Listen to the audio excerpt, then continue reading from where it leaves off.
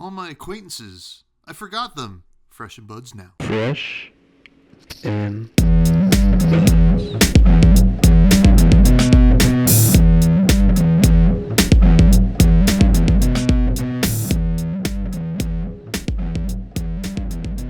All right, folks. Welcome back to yet another episode of Fresh and Buds. I'm your host, Tommy Fresh, and you are all my buds. It is episode 229, and guess what? It is the new year, 2026, if you can believe it. I'm joined today by Abby, a.k.a. the Iron Maiden. Welcome to the show. We're going to be talking about a whole bunch of stuff in terms of Vincent, and then we're also going to be talking about looking back on this past year, 2025, which had a lot of highs and maybe some lows. I'm not really sure, but we'll be talking about that. Abby, how you doing? Welcome to the show. I'm good. Thanks for having me on. Yeah, I think 2025 was a pretty good year, so I'm going to have a lot good to say and not too much bad. Yeah. I don't think it, you know what? Like in terms of, the ebbs and flows of CC specifically, I mean, Living Legend had a little bit of a rough spot, but we'll have plenty to talk about, I'm sure. But we're actually I'm recording this on Boxing Day here in the States. It is not Boxing Day anymore for you in Australia. I live in the future. Yeah. Yeah. So, how's it going in the future? How was your holiday week? How you doing? It was good. So, yeah, I got to see my mum, who normally lives a few hours away from me, so she came down. That was good. Saw my dad, rest of the family for as little time as I was socially obligated. And, hang out with my friends and stuff too. So, had a pretty good week. It's good. Yeah, this time of year is always, it's like a coin flip. At least I find it to be on like, is this going to be a lot of social interaction? Am I going to enjoy all this social interaction? And how will I feel come the next morning?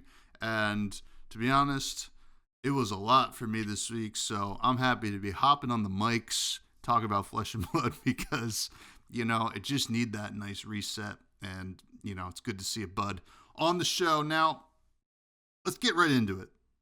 Your channel name, the Iron Maiden, obviously, you have a certain hero that you really connect with. But tell us about your origin story first with Flesh and Blood and how it came to be.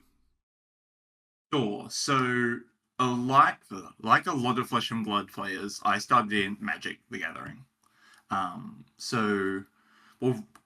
I started in Pokemon and Yu-Gi-Oh! So when I was really young, bought a lot of Pokemon cards, Yu-Gi-Oh! Cards, mostly the fake cheap kind.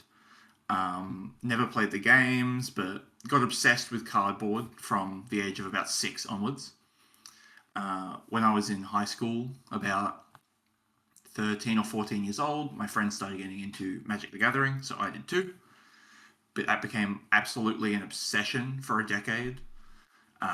So I've done all sorts of things, play a lot of Commander, play Draft, never really any competitive formats. And then I got into Pauper Commander, which is still, I believe, the best Magic: The Gathering format, combining the low rarity, cheap Pauper sort of card pool with the fun multiplayer of Commander. So if you still want to play Magic, but the game's not doing it for you, maybe try Pauper Commander. It's really fun. But I did some content creation for Pauper Commander, but kind of started fading into Fab at that time and faded out of Magic. So the way I ended up getting into Fab is my friend Leo and I were in the game store and we saw the really cheap Blitz decks. So this was the Dromai Blitz deck for me, and for him, the Oldhim and Briar Blitz decks. This was just after the release of Uprising. And he said, Ran, our other friend, wants to play this game, saw something on YouTube about it, and we should buy a deck and we can play with them. I was like, oh well, okay. I've never heard of this game, but the box is, the deck is like $12, so let's play. So that's something I really miss, is the widely available Blitz decks. Now, they've replaced those with other products, but it's sad to see the way you got into the game kind of fading away. Yeah, yeah. I mean, I think like a lot of people that have been on, especially that got into the game around that time period, myself included, the Monarch Blitz decks, they, Mm. as imperfect as they are, Mm-hmm. they did, provide a great, you know, segue for people to get into the game. And I think that is probably, to take a moment to look towards 2026. I think that like the Silver Age decks should theoretically, like hopefully in a better way, to be honest. Like as I said, the Bliss decks are Absolutely. imperfect. These have the chance to be closer to perfect. And, Yeah. at the $20 USD with a pack in there, I think it's supposed to come with, Yes. which is pretty sick. I think that's sick value. I know some people have kind of complained that might still be a little expensive, but cardboard is expensive. It's hard to not look at that and say this is a lot of value personally to me. Yeah. But yeah, but I totally get what you're saying where blitz decks are gone. It's like, oh wow, that's how I got here. But Yeah. So we started playing Briar versus Dromai a lot, and we played it super wrong for like a dozen games. So we weren't the person who went second wasn't drawing up on the first turn. So we were like, wow, whoever goes first just wins this game. And we were putting our armor into our deck for a while. So we're like drawing Iron Rot, and it's like, wow, this is really bad. It doesn't block very well. Like, doesn't do anything else. And even with all those stupid mistakes, we still found the game fun enough to keep playing. And as we figured it out, it just got better and better.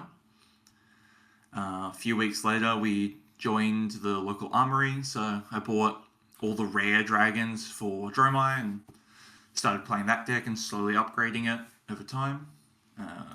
And my friend bought into Oldhim. He sounds like not good, but he was never a fatigue player. well, He wanted to do like the kill you every turn style Guardian. oh yeah. And there was actually some really cool builds with Oldham where like you sent in Frostfang with like pummels and stuff like that. It's just like Yeah. wow. Now, you're talking a lot about your time with Dromai, kind of getting you into the game.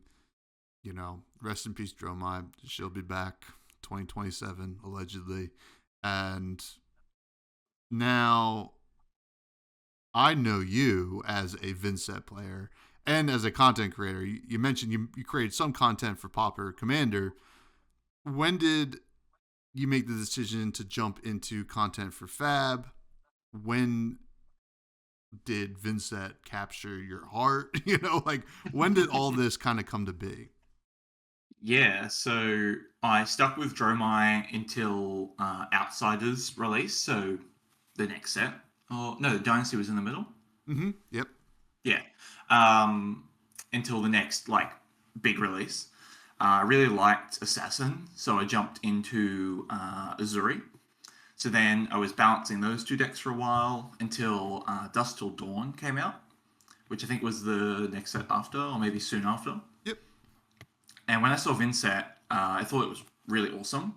I always heard a lot of stories about Chain, but he was never legal by the time I got into the game. And it always felt to me like that deck would have been my favorite.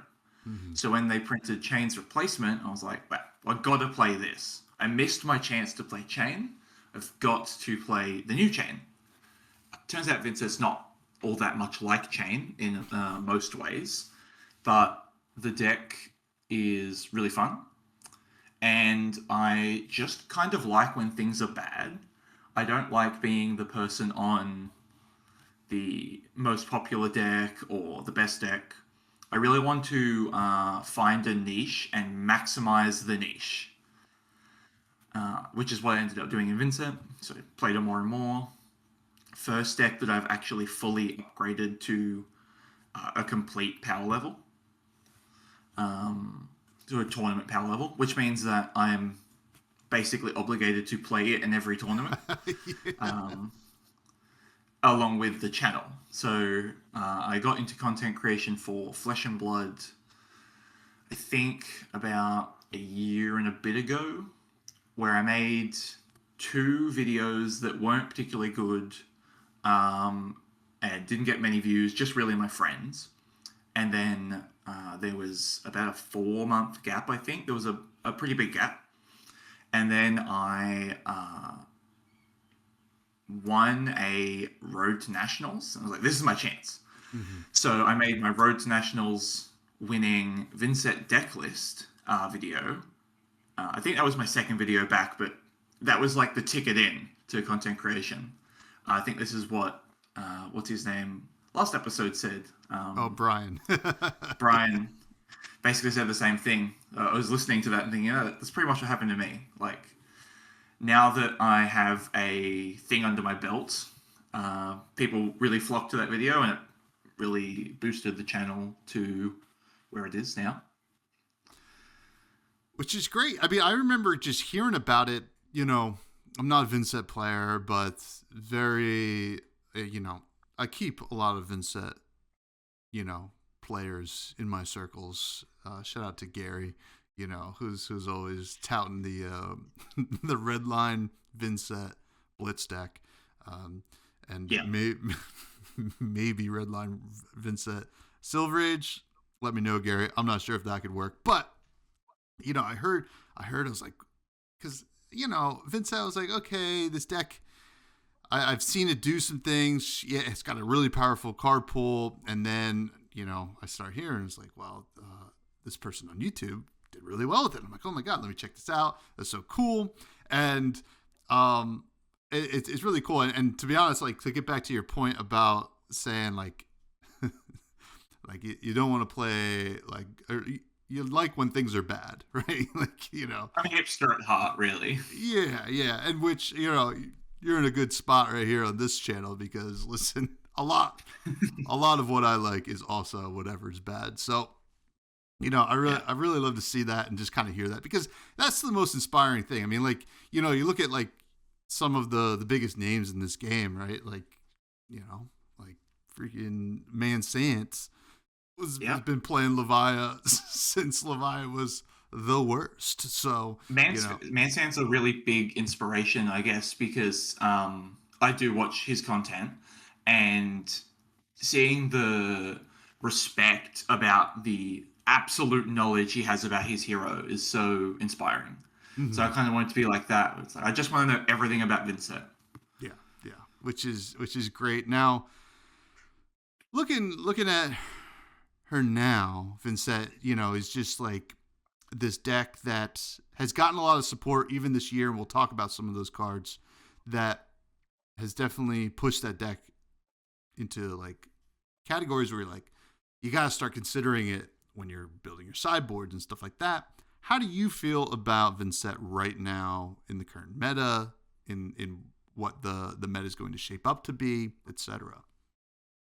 Yeah, so effectively, since the printing of Cull, or really since Rosetta, I think Vincent has been strong enough to be a staple deck, like a really solid B or A tier deck in any given meta.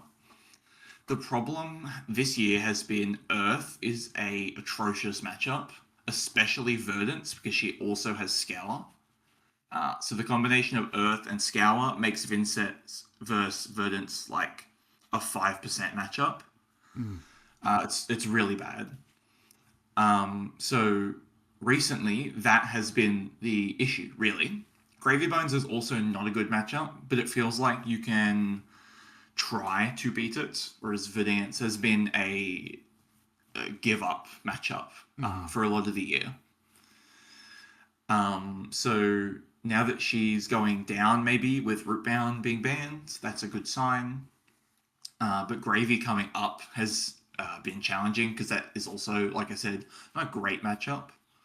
Syndra going down is a problem as well, because that was a really, really good matchup. Although probably not more than 60%, because the deck was just really strong. Even though it was a good matchup, the deck was so strong. Yeah, you take anything above 50% against the old Syndra as a good match. Like, listen, I win more than I lose, so that's good. The matchup was basically, if Vincent functions, you will win. And sometimes your deck, dies and falls over because it refuses to give you the tools. Embarrassingly, I had a ProQuest game against Hayden Dale, and my deck pooped itself in front of him, and that was so embarrassing. Listen, Hayden has seen decks that even he's played poop in front of him as well, so I'm sure, it's very understanding. It's like, oh my god, the other the famous Australian person, like, you're like the Australian Flesh and Blood player. Now, the Scour thing has come up. I mean, Verdance is like a weird deck, right? Like, we don't really know where she's going to settle in the meta because she got the Rootbound Carapace ban and then proceeded to like win calling, right? You're just like, oh boy. Yeah. But that could have just been, quick like backlash, like of like people not being ready or not even expecting her. And, we might just see that kind of shape up to be a little bit better in the Road to Net season that's starting, I think, in 2 days from this episode coming out. So the Scour thing has come up, I think, even last week when I talked to Brian talking about, it just kind of sucks that like Scour is kind of hamstringing a deck like Fang, which could easily have been banned. Yeah, but like it's so funny because we have so little like silver bullet like sideboard cards in this game that you're just like, I don't want to have to ban these, but at a certain point, like a card like Scour feels like it might need to be. Now, what do you think, looking ahead at like Pen, Compendium of Wraith, like what would you like to see come out of that set? Because we know allegedly everybody's getting something. So what would you like to see out of that set that like you look at the deck because you know the deck inside and out? What's something that you're like, man, I wish I just had this for Vincent, Yeah. So I think that, like I said, since Rosetta, Vincent has been good enough. And I think it's the type of deck where if it gets much better, it's just going to LL. Like, it's a little bit like Chain. Like, there's a threshold, and once it passes it, it's just too consistent, and then it will never lose. So I don't want powerful Majestics out of Pen. What I really want is choices, especially in the RuneGate package. So currently, there's about 25 decent RuneGates. There's about 15 like ones you're happy to play, and then you have to like grab 10 more to make your deck functional, and you don't have a choice. The choice is like, do I run blue versions of the good one or red versions of vanilla attacks? And I don't like that. I'd really like to see more 2 for 5s with triggers or 3 for 6s with triggers. Just so that I get to actually make a deck building choice. Yeah. And mostly it's the rune gates that are constraining. The non-attacks are fine, really. There's so many non-attacks that are powerful. But the rune gates really frustrate me. Yeah. I mean, I could see that. And would you want to see like rune gates that you wouldn't mind just thrown in the sideboard for certain matchups, like kind of like specific matchup dependent rune gates? Would that be enough that it doesn't like tip the scale, as you were saying before, that the deck could just become like Viserai, or I mean just like name any Runeblade that got too good? Yeah, so what I really want is more rune gates on the level of Deathly Delight, which is the 2 for 5 that gains a life for each person who lost life. So I want them to take a power away or a cost up, but add something different. Making different tokens would be good. I still think Vincent should get access to Soul Shackles, although that would probably be a Majestic. But that could be a rune gate that doesn't see play in slower Vincent decks or certain matchups. but in like a hyper aggro or big setup Vincent deck, that would be really, really good. Otherwise, you can just do other tweaks. People have said stuff like buying back non-attacks from the graveyard, putting them into banish or onto the bottom of the deck would be good. Action points, like for each person who lost life. That one's a bit crazy, but I just want choices. I don't really even care if they're better. Mm-hmm. I just want to choose, do I want the better number or this effect? And swap depending on the meta. Yeah, it's also good for content because then you could be like, Yeah. look at this deck. It's playing this one because I wanted to try this one out, That's pretty cool. Now, we mentioned the Silver Age decks coming out. Silver Age is going to be a big push in 2026. I am completely ignorant as to how Vincent would operate in that format.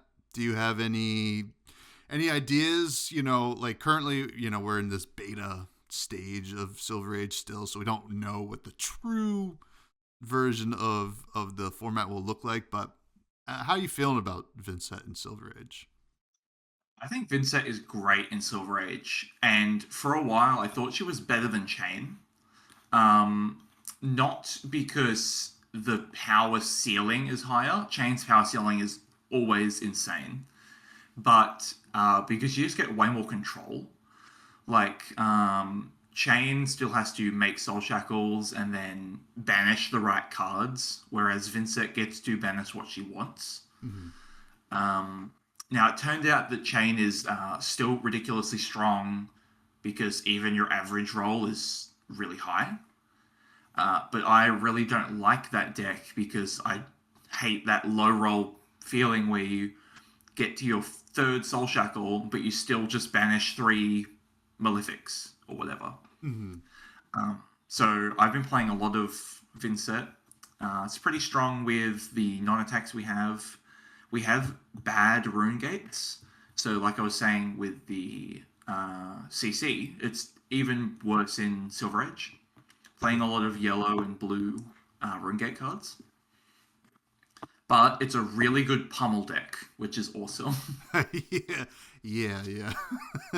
Pummel, that is the format for Pummel to really thrive. You just see these really good Pummel decks. Now, pummeling on a Morph Skies is crazy, by the way. Yeah, oh my god. Oh, I'm eating here. I can't. What the heck? Oh man. But that sounds. It does sound fun, to be honest. Is Vincent getting one of the Silver Age decks in the chapter 1 or 2? I forget. It's Viscerai that's getting it for Runeblade. But that means more rune chant making cards might be printed, so won't be all bad. Yeah, true. They both care about those Roonies. Now, before we get to some fresh faves, what's some advice for anyone picking up Vincent for the first time? Because I think it's one of the more complex decks, I think, right? You're looking at, like, in the times I've messed around with Vincent, it is a little crazy to look at the hand and be like, one of these is going away. And I have to think about blocking. It's like playing Bolton, but good. Yeah. I also play Bolton. I get that feeling. Yeah. So what's some advice for some new Vincent players? Yeah, so like you said, I think Vincent is a really hard hero. One of the hardest in the game, really, and one that has a lot of skill expression. So it takes a long time to get good at Vincent, really. But I would say that my biggest advice is to stop thinking like you're playing a different deck. Vincent is super unique. Like you said, you have to banish a card every turn. And you can't function in the same way as your traditional Flesh and Blood deck. So unless you're playing against Syndra hyper redline decks, stop thinking about math. Math is fake in Vincent. You take your 9 blood debt over the course of the game and you win. Right? Like, you just got to stop pretending that you're some other deck, because you're not. You're Vincent. That's it's great advice. Let's see. I might even try Vincent now. Math is fake. Yeah, you know what? I love hearing that math is fake. Now, let's get to the fresh faves, which we do have a new category in this, suggested by our guest, Abby. But we'll get to that. First, who's your favorite hero? Vincent. Yeah. I would like to say something more interesting, but it's Vincent. That's totally fair. That is totally fair. Now, what's your favorite weapon? This one's more interesting. I really like decks that break the cost curve of the game. So, like, Vincent doesn't pay for things, and that's one of the things I love about her. So, for that reason, I love the free weapons. Raiden, I think, is my favorite because it's truly, truly free. Mm-hmm. And you get hilarious end games with like Raiden for 0 with 1 card in hand. It's so fun. But I also love Flail of Agony and Symbiosis Shot, which aren't free completely, but do have a resource other than resources. Mm-hmm. That's a great answer. Raiden, one of my all-time favorites. Equipment. What's your favorite equipment?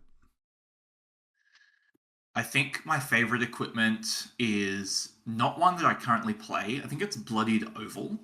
I was so excited when that card got printed because it just gave Vincent 1 extra life, which was fun. I really like the offhand design. So we've got the old book, Grimoire of the Haunt. We've got the new Grimoire coming out in pen, which looks very exciting, which makes Rune Chant. There's also Scepter of Pain, which is technically a weapon, but it's plays more like an offhand in Vincent. We lost that, unfortunately. To Florian. Bloodied Oval is such a funny answer because I just remember when that was printed and like people were like, and then just like the Vincent players like, you know. Oh, it was very cool. Now I'm splitting these now because I'm adding Doug Prentice's question. But what's your favorite class and or talent card in the game card that you throw into your deck? I think it's Cull. Or maybe Funeral Moon. Those 2 instants are so much fun. I have to choose Cull because it's just a better card. But I think resolving Cull never feels bad. You can do it to disrupt. You can do it before blocks to get damage through. You can do it to gain action points and eloquence. You can do it to pay life for shadow. The card is just so flexible. And it blocks 3. Yeah. I mean, Cole also... I mean, both those cards, I think, just art-wise. Even if I didn't play this game, I would look at that. I was like, what is this game? Because so cool. Now, what's your favorite generic card? Bonus points if it blocks for 2. Do I get extra bonus points if it doesn't block at all? We'll have to, we'll I'm going to say it after. Time Snap Potion. Yeah. Oh, I remember when that started going into the Vincent decks. It's still in mine. Yeah. It only comes in when the meta gets really slow, and it's been really slow for a while.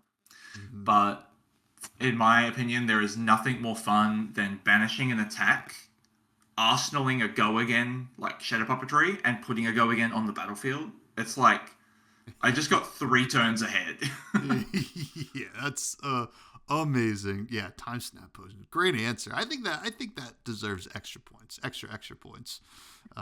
Now, to get to the category that you suggested, which I'm adding it to the roster. Why not? Favorite token. I don't know why I never even thought of that. I think it's a good question, personally. That's why I said it. Because, there are some tokens that everyone kind of gets. There's some tokens that only certain heroes get. But I think my favorite is Graphene Chelicera. Oh. As a person who sometimes plays Assassin, I think it's such an awesome token. And if it was a traditional weapon, it would be so broken to play from the start. Yeah. So I really like the design of it being a token. I love that answer. I love that answer. Um, I gotta say, now that I'm thinking about it, I mean, I think it's pretty easy.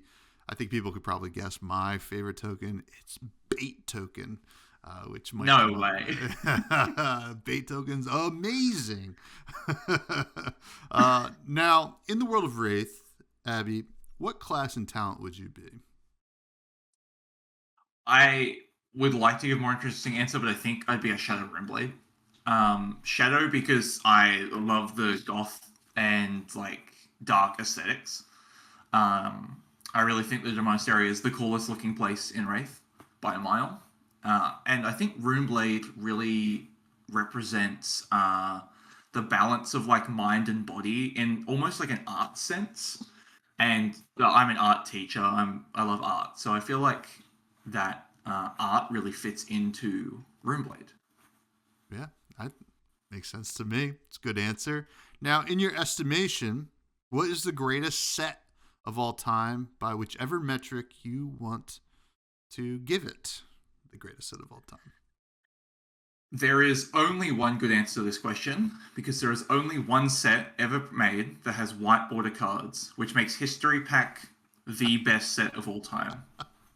Oh, And I'm so upset that Vincent can't have white border prints. oh man. That is a very divisive answer, but that is totally fair. There's some good cards in there. Unfortunately, they'll have white borders, but I traded my black border tunic for a white border tunic. Wow. Abby? I love white border. And I painted my Bolton deck white border because they didn't print enough cards in white border. Wow. Wow. You know what? Listen, more power to you. Let's talk about 2025. It was a fun year. Highs, lows, mostly highs, I think. High seas, technically. That's one of the highs. Yeah, that's true. Looking back, before we kind of give like some awards or whatever, what are your thoughts on Flesh and Blood's 2025? I think 2025, like I said before, was a really good year as far as across the board. I think that there was a lot of things done very well. Especially, there was a lot of new, very interesting, very exciting designs this year. From a set design perspective, from card designs. I think all three sets this year had truly amazing card designs built into them. The theming, I wasn't super into Super Slam theming, but I did really like the Hunted theming. I think that the Armory decks have continued to grow into a stronger product.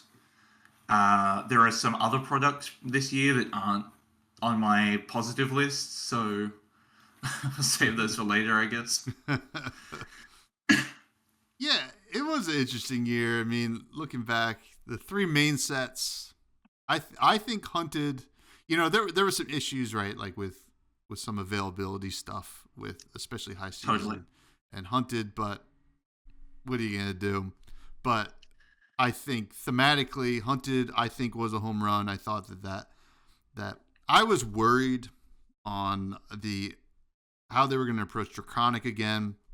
And I personally, while I'm not the biggest Syndra fan, I really fell in love with Fang. I thought Fang was done so well. And, more assassin stuff. It was like a lot of assassin stuff, but that's okay. Yeah. High Seas, I didn't think I would like High Seas as much as I did. I think the draft experience was amazing. I think that, Gravy Bones was cool and really brought a lot of people to the game.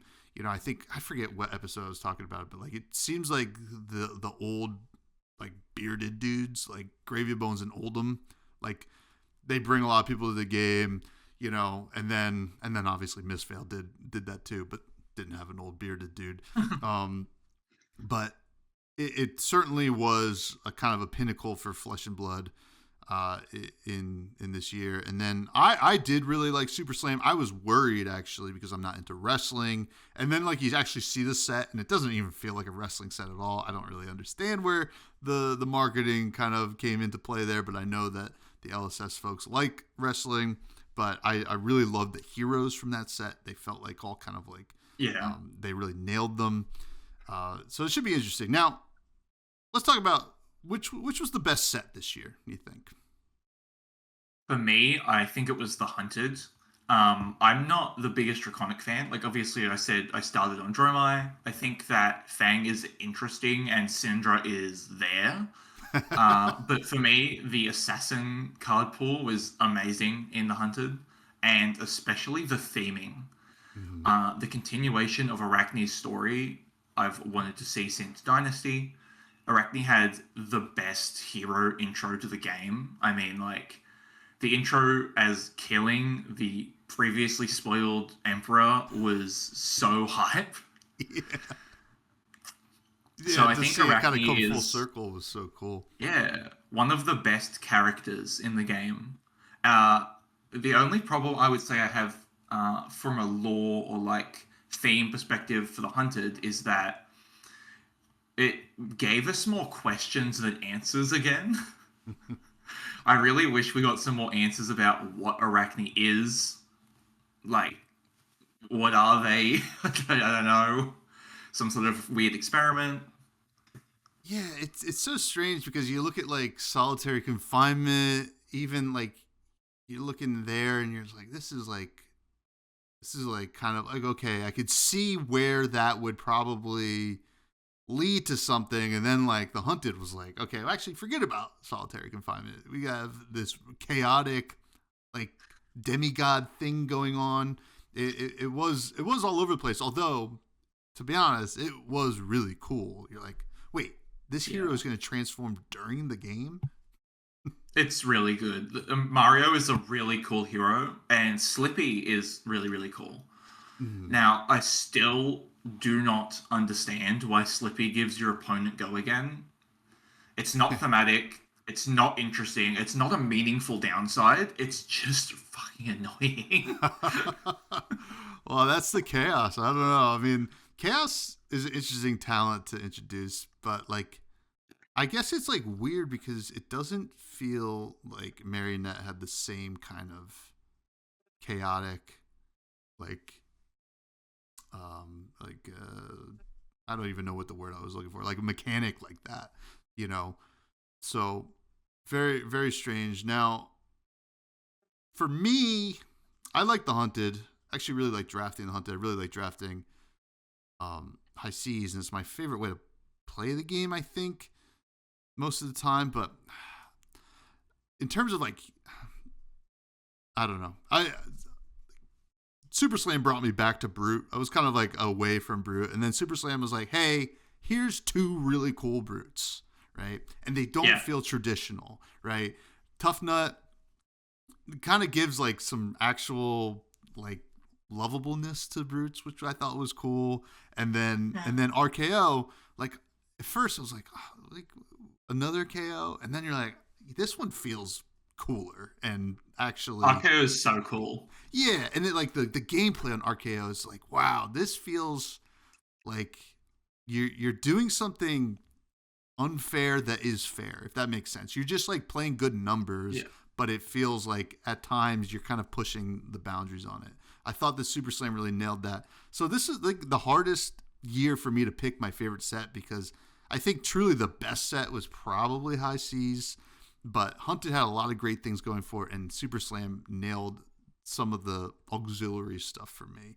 But I think Hunted's a fair answer because it kind of really jump-started the year in a positive way.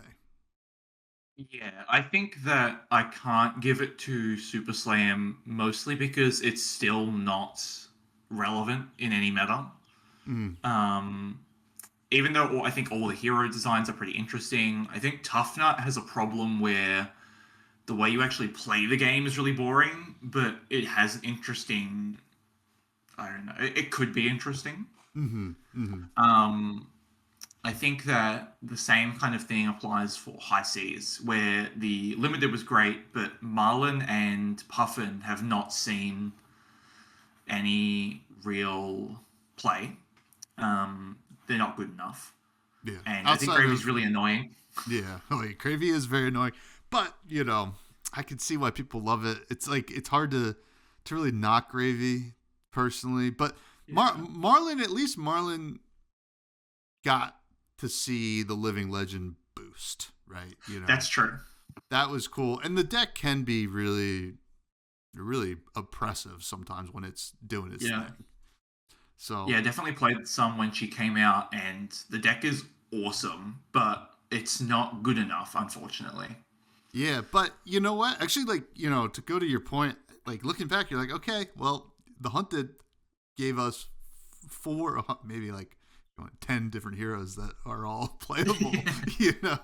Fang has his moments when Scour isn't really around. Syndra obviously just had to get hit. And then Marionette, also did have to get hit as well, and is still very good. And then Slippy was very relevant for a moment there. And got hit with the Bonds ban back a few months ago. Yeah, so you know what? Let's give it the Hunted. You know what? I'm down with that. I'm sold on the Hunted. Now, what was the best hero this year? Ooh, as far as interesting design, I think Marionette is super, super interesting. I think RKO is another good contender. I really like RKO because it feels like a Zuri. It doesn't feel like a brute. Yeah, I can see that. I think for me it would be between those two. I'd probably go for Marionette just because I've played that hero and I haven't played RKO. Yeah, I mean, I think a front runner for me is definitely RKO. I understand the idea that he feels like a Zuri, but I think when playing him, he doesn't feel like that because it doesn't feel as tricksy, right? Because because it's a little bit more face up in a way because do they have the blue or not? It's not like what is the 6 in the hand, where Zuri was a little bit more tricksy in a more assassin kind of way.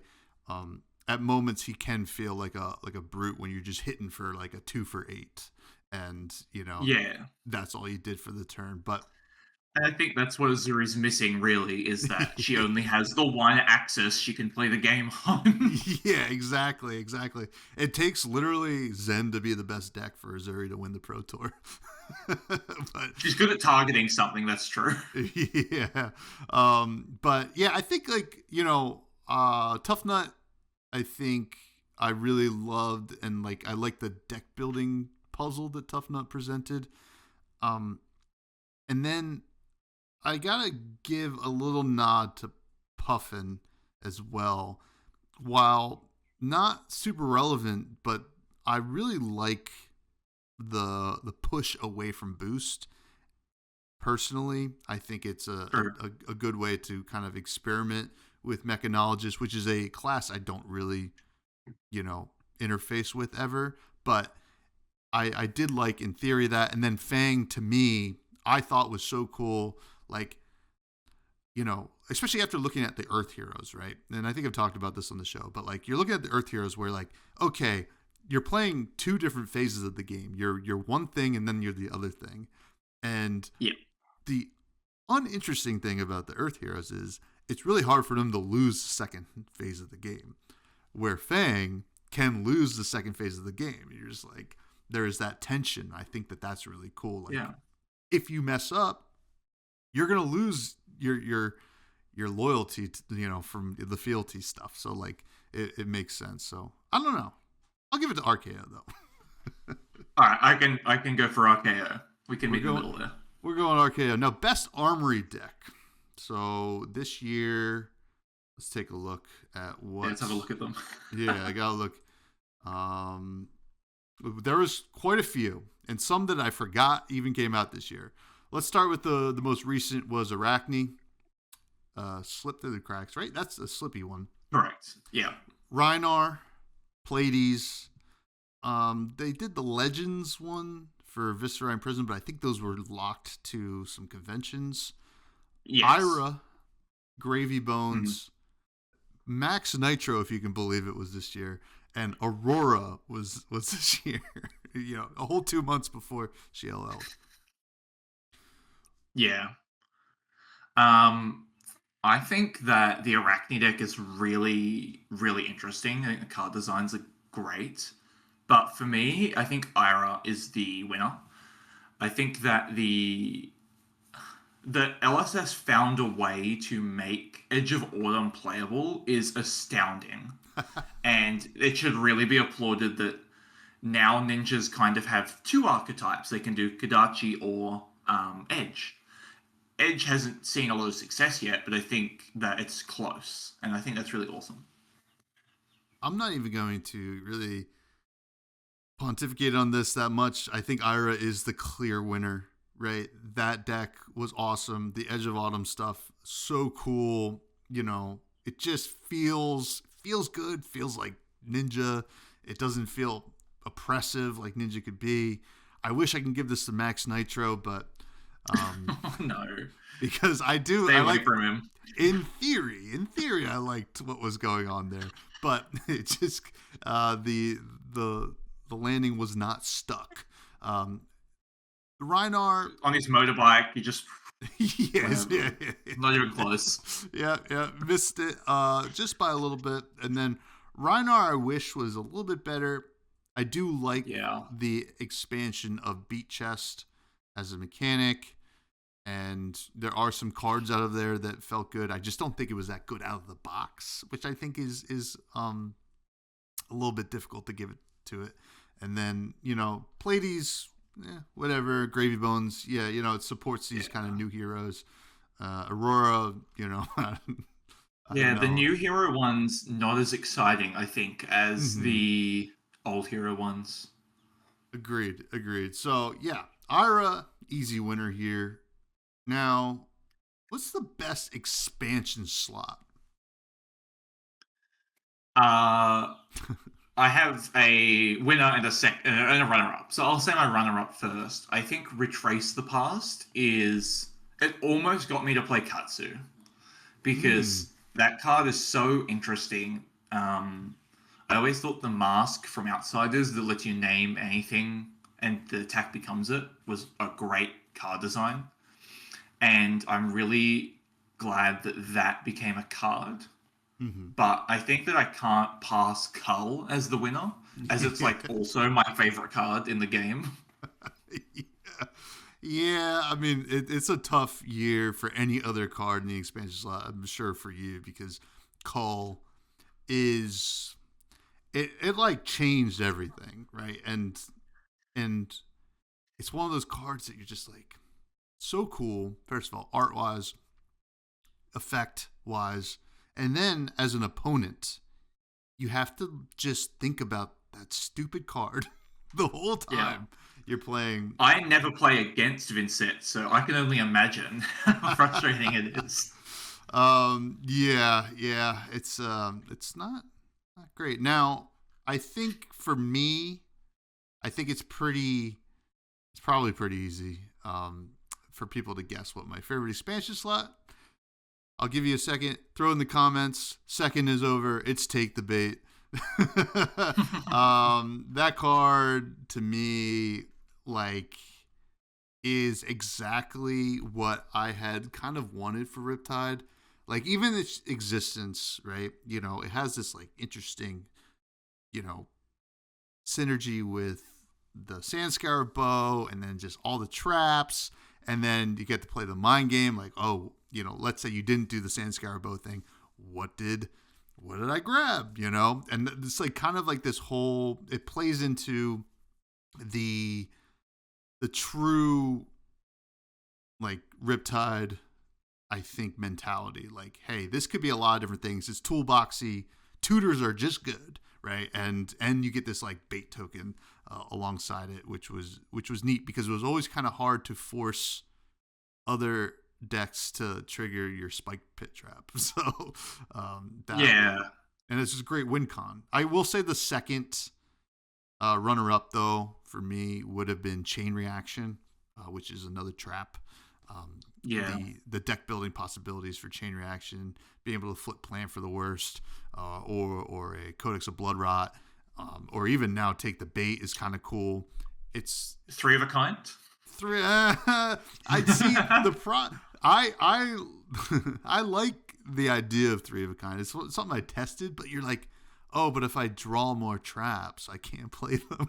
So, oh, that's true. I didn't think of that. yeah, you're like, oh, but very, very cool. Now, what was the best overall card? Because there were certainly some stunners that kind of like ruled the roost this year for Flesh and Blood.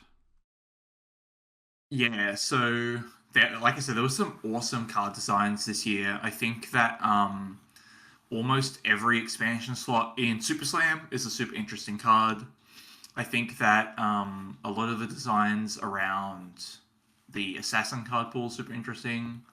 But for me, I think Okana Scar Wraps, the Ira arms, are the most interesting design.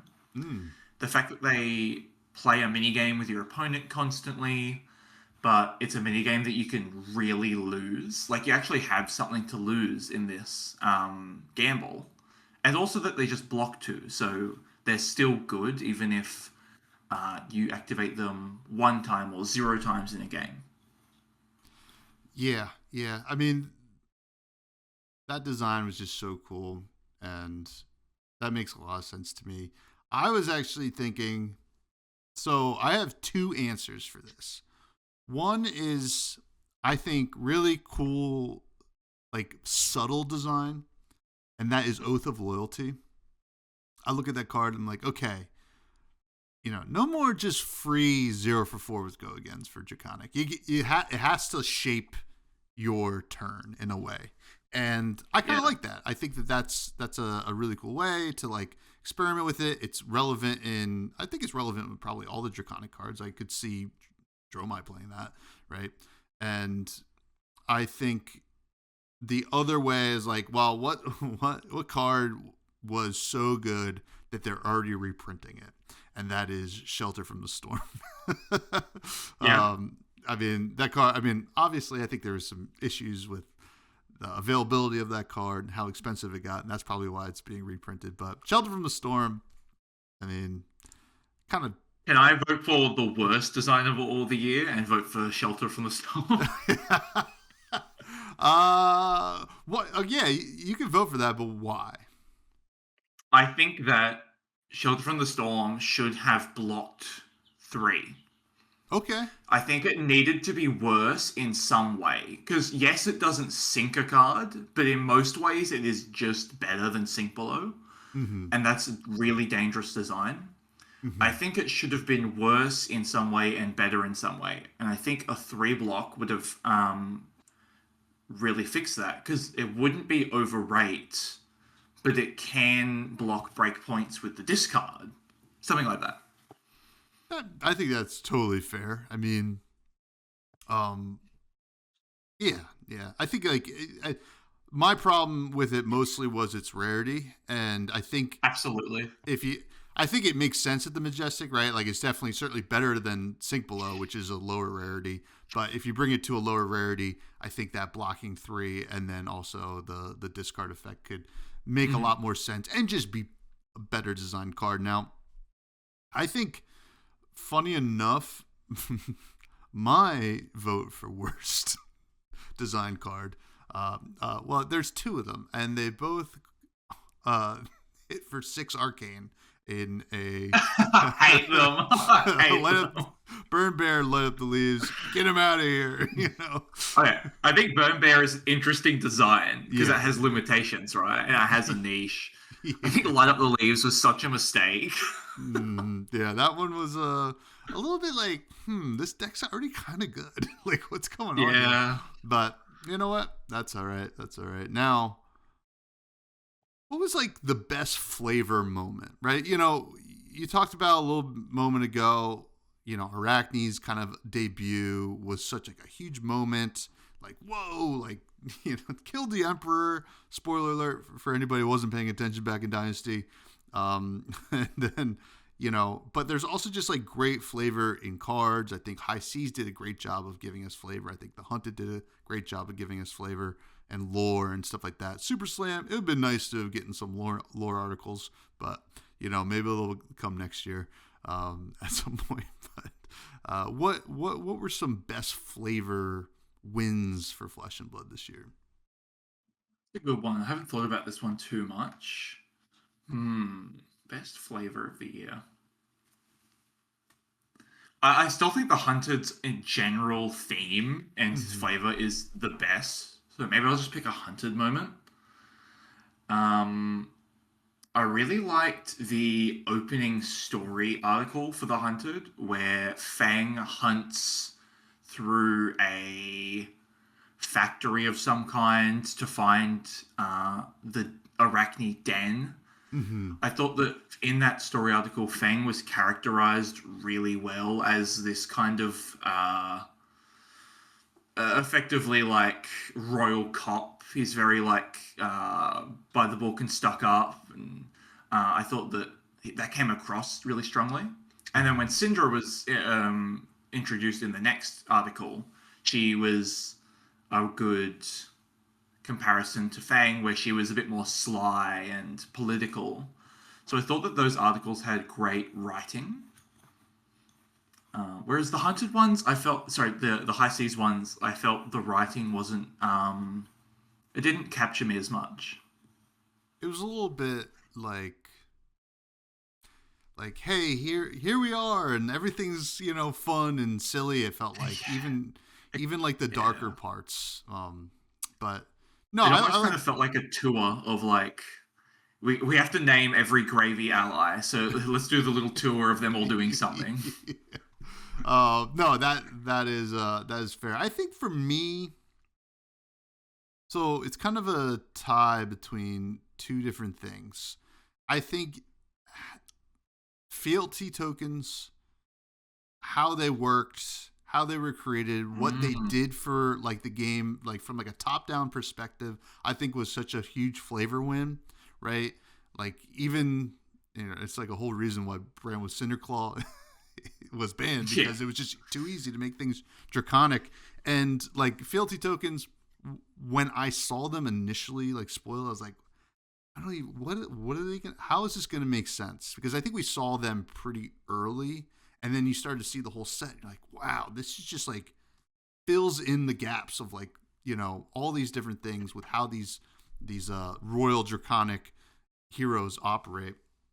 And then also I gotta give a shout out to, I think, Treasure Island. Like, true, Treasure Island's great. Felt like just like a flavor, like when you're playing that format, you're like, wow, this is kind of cool. Like we're all trying to get to Treasure Island and steal the gold. I think that those were huge flavor wins, but yeah, I think there were some good ones here. Now, I think along with fealty, marked was a great flavorful mechanic where everyone interacts with it differently, right? For the Draconics, it felt like they were marking to finish a job.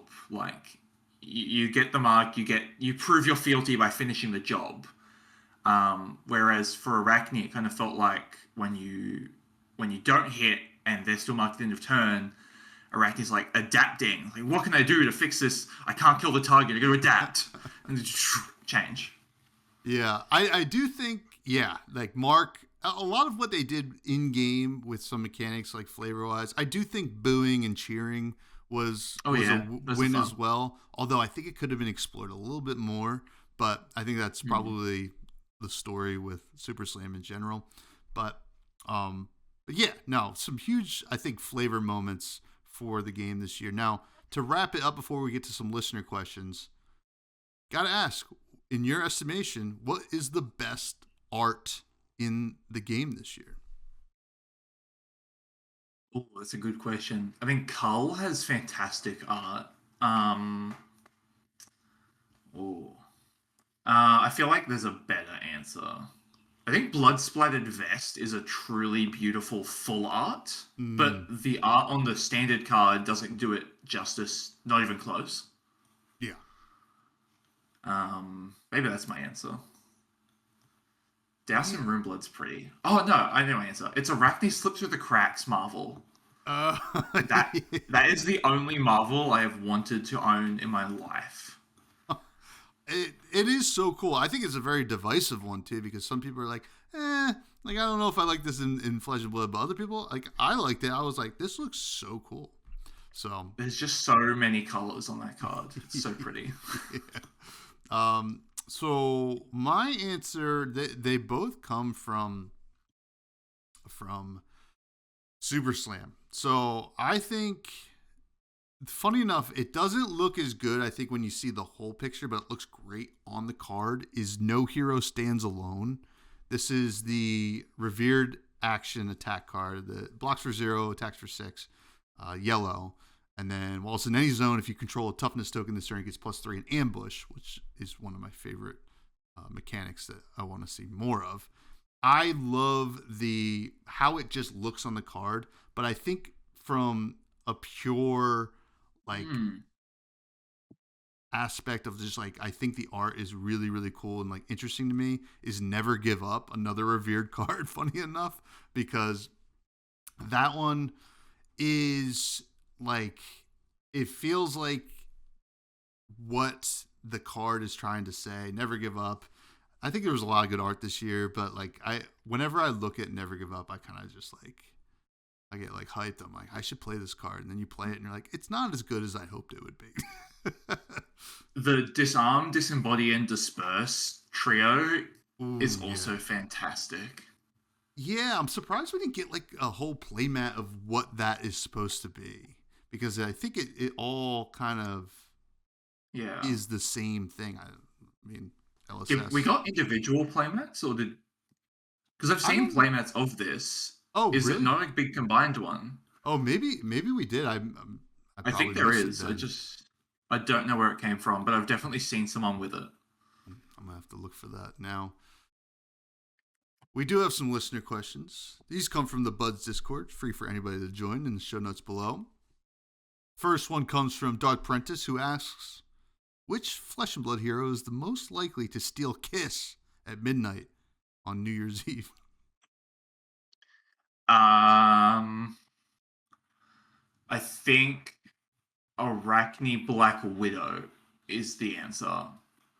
Because Black Widow has the femme fatale vibes where they kiss you and then kill you. That is very fair. I think it could have been that. Maybe, I guess New also kind of falls into that. Yeah, totally. That archetype as well. Zen's definitely not. Thinking about. I don't think Zen's had a kiss in his life. Definitely, no. He's just cats, probably. Kiss his cats. Yeah, I think that's a fair answer. I think a lot of people would jump to Bravo, but I think Bravo just feel that the kisses should be coming to him on the cheek. Yeah. I feel like he would grab you and give you a big kiss on the cheek. Yeah. If anybody listened to my Pitch Perfect episode that I just did for the holidays, I wrote a whole Bolton and Reinar fanfic on air, and I think they're kissing each other. So that's on Pitch Perfect. Yeah, I don't know if that episode's out yet, but I haven't heard. I'll be watching that. Yeah, I went a little wild. It was a Hallmark Christmas movie, kind of big city guy comes home, and anyway, it got hot and heavy. I'll tell you that. The next question comes from Dead Summer R, aka Kale, who first says, "I'm assuming their name is in reference to one of the sickest heroes around," which is true. If so, what do they think Vincent needs to do to reach further heights in the meta? More one-cost rune gates, etc. Like I said before, I think that Vincent needs choices in her card pool, but not power. I think the only thing she needs to be relevant is Scour to be banned.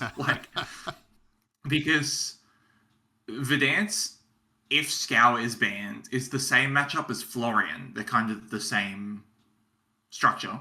And Florian is a fine, workable matchup. And every other matchup that Vincent has is ranging from like 60% win rate or like 70% win rate good to like, 35, 40% win rate bad.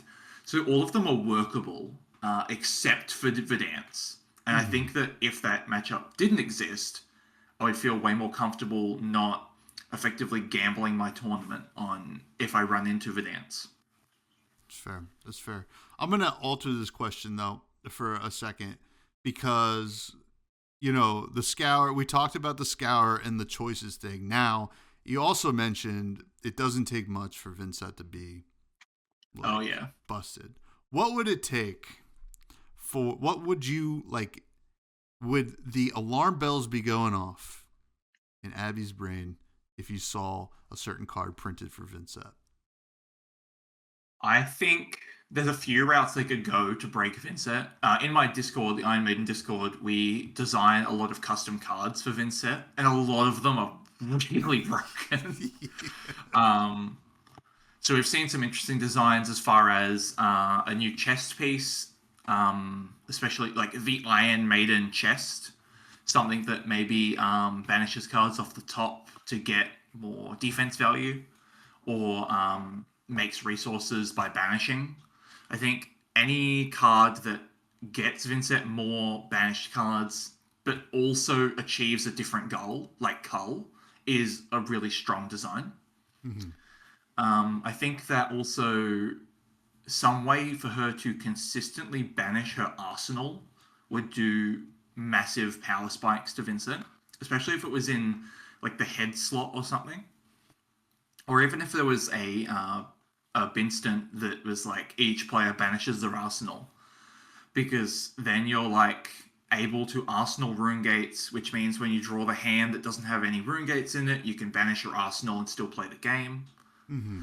So I feel like there's a lot of consistency routes that would start breaking Vincent. You could also just start printing like Dirge, but you get 3 rune chants and you don't have to sacrifice anything, or Malefic, but it's got 8 counters. But like, as far as interesting designs that break her, I think consistency of banish. Soul Shackles could be another one. I think Soul Shackles are really broken, but I think they should experiment with that. Yeah.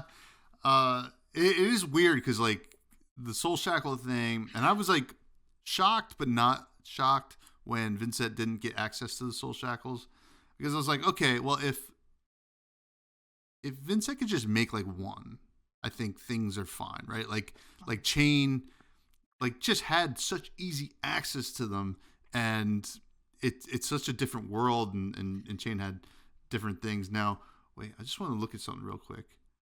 I mean, it's not an instant, but you could play Dimensional Vortex if you want to banish Arsenal. Oh my god, I hate that card. Come on. It comes with so many down. It doesn't pitch. It doesn't block. Mm-hmm. It only has one mode, and it's not free from banish. You still have to like use your tunic counter on it or something. And it takes your arsenal as well as your opponent's, which is not always good. Sometimes that's bad. And it doesn't have go again. Yeah. Need the eloquence. It's bad in every single way. Yeah. It's kind of funny. It's like, you mentioned it's like if we like an instant way to do the arsenal. And you look at that card like, oh, they're never giving us that ever because they made that one so. That card has like 4 downsides. If it just had like 2 downsides, it might be playable. And if it had 0 downsides, like a Binstant does, it would be probably really, really strong. Mm-hmm. But I don't know why they gave it 4 downsides. Yeah, it's a wild one, but oh boy. Now, this was a lot of fun, Abby. I'm excited for the new year. 2025 was a lot of fun. Thank you for coming on the show. Can you please plug all your stuff and where people can find you? And thank you again. Well, thanks for having me. This was really, really fun. I have obviously the Iron Maiden YouTube channel, so you can find that by typing Iron Maiden Fab into YouTube. If you just type Iron Maiden, you're going to get the band, which I don't have any affiliation with. If you like podcasts, me and my friend are going to be starting a podcast next year where we talk about lots of things, not just Runeblade stuff, but it'll be fab focused. So you can keep your ear out for that one. That'll be the Cussing Pod. Nice. And if you like Vincent and you just want to talk about it, I have the Iron Maiden Discord. So you can find that by going to any of my YouTube videos in the description. That Discord is awesome. There's live count. How many people are in there? Oh, I can't check because I'm in this call. There's like a lot. Several hundred people in there that talk about Vincent constantly. And it's just great. Sounds amazing. Awesome. Well, please do check all of that out. If you're checking me out, you can find me on Blue Sky at freshbudspod. If you're listening to this on the YouTube, give us the old like, comment, subscribe. Spotify, blah, blah, blah. Patreon, check that out. Do bonus eps every week.